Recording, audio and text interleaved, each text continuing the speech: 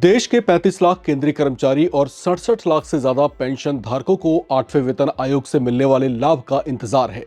वेतन आयोग के 10 साल के चक्र के बाद केंद्रीय सरकारी कर्मचारियों के वेतन, भत्तों और सेवानिवृत्त कर्मचारियों की पेंशन में बढ़ोतरी होने जा रही है। इसे लेकर वेतन आयोग का 3 सदस्यीय पैनल तेजी से अपनी सिफारिशें तैयार करने पर जुटा हुआ है। इन्हीं की सिफारिशों पर चिंतन मंथन करते हुए केंद्र सरकार फिटमेंट फैक्टर का वो न्यूमेरिक फाइनल करेगी जिसके गुणांक में केंद्र के लाखों कर्मचारियों के बेसिक पे में इजाफा होगा।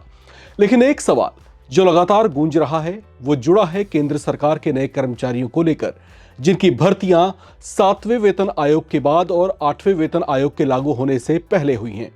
बहुत से लोग ये सवाल कर रहे हैं कि क्या नए भर्ती सरकारी कर्मचारियों को 8वें वेतन आयोग का लाभ मिलेगा और क्या उनके वेतन में भी इजाफा होगा, या फिर उनको अगले वेतन आयोग जो कि 2036 में आएगा तब तक के लिए अपने वेतन में बढ़ोतरी का इंतजार करना होगा।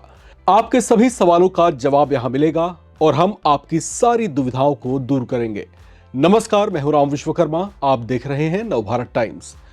8वें वेतन आयोग की प्रक्रिया पूरी होने का बेताबी से इंतजार किया जा रहा है। सबसे ज्यादा उत्सुकता उन केंद्रीय कर्मचारियों में देखी जा रही है जो सरकारी सेवा में आने के बाद पहली बार इसका लाभ उठाएंगे।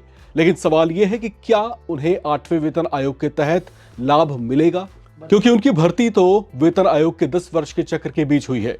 तो इस सवाल का जवाब है केंद्र सरकार की सेवाओं में भर्ती नए कर्मचारियों को भी इसके लाभ के दायरे में लाया जाएगा और उनको भी बढ़े हुए वेतन का लाभ मिलेगा। यानी ये लाभ सीधे उन सभी सरकारी कर्मचारियों पर लागू होगा जो उस समय सरकारी सेवा में काम कर रहे होंगे जब 8वें वेतन आयोग की सिफारिशें लागू होंगी। इसमें नई भर्ती हुए कर्मचारी भी शामिल होंगे, बशर्ते वे सरकारी सेवा में होंगे जब आयोग लागू होगा। यानी जिस पे ग्रेड पर इनकी भर्ती हुई थी उसमें इन्हें अच्छी खासी इंक्रीमेंट देखने को मिलेगी। मजे की बात तो यह है कि नए भर्ती हुए कर्मचारियों को 10 वर्ष वाले लंबे चक्र के खत्म होने का भी इंतजार नहीं करना होगा। यानी कुछ नए भर्ती कर्मचारी ऐसे हैं जिन्हें सेवा में आए हुए 2, 4, 5 साल ही हुए हैं। उन्हें इतने कम वर्षों में ही 8वें वेतन आयोग का समान लाभ पाने का अवसर मिलेगा। 8वें वेतन आयोग की गूंज संसद में भी सुनाई दी है। सांसदों की ओर से पूछे गए एक सवाल के जवाब में वित्त राज्य मंत्री पंकज चौधरी ने 8वें वेतन आयोग के कामकाज में अब तक हुई प्रगति के बारे में बताया। उन्होंने संसद को सूचित किया कि सरकार ने 8वें वेतन आयोग के गठन के लिए 3 नवंबर 2025 को एक संकल्प अधिसूचित किया था।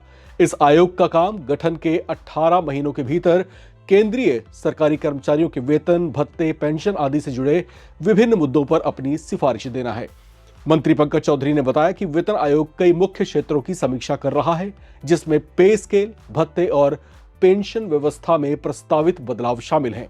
सांसदों ने यह भी पूछा कि वेतन आयोग अपनी रिपोर्ट कब तक जमा करेगा और सरकार उसकी सिफारिशों को लागू करने के लिए क्या योजना बना रही है। इस पर वित्त राज्य मंत्री पंकज चौधरी ने जवाब दिया कि 8वें वेतन आयोग के आर्थिक प्रभाव का पता तभी चलेगा जब ये अपनी सिफारिशें सौंपेंगे और सरकार उन्हें स्वीकार कर लेगी। हालांकि पिछले वेतन आयोगों के ट्रैक रिकॉर्ड्स पर अगर गौर किया जाए तो उससे यह पता चलता है कि यह टाइम टेकन प्रोसेस है जिसमें अच्छा खासा समय लगता है। इस बात का अंदाजा आप इसी बात से लगा सकते हैं कि वेतन आयोग के लिए गठित 3 सदस्यीय पैनल को अपनी सिफारिशें तैयार करने के लिए पूरे 18 महीने की अवधि दी गई है। उनकी ओर से सिफारिशें सौंपे जाने के बाद उस पर विचार करने के लिए कुछ समय केंद्र सरकार को भी लग सकता है, जिसमें देश की वित्तीय स्थिति, वित्तीय चुनौतियां और राजस्व पर इससे पड़ने वाला दबाव शामिल होगा।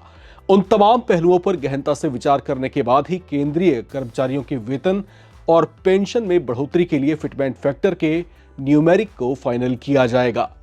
कुछ अनुमानों के मुताबिक केंद्रीय कर्मचारियों को 8वें वेतन आयोग का लाभ साल 2027 से मिलना शुरू हो सकता है, जबकि जनवरी 2026 से 8वां वेतन आयोग मान्य समझे जाने पर बकाया रकम कर्मचारियों के खातों में एरियर के तौर पर भेजी जा सकती है, जैसा कि पिछले वेतन आयोगों के लागू होते समय होता रहा है।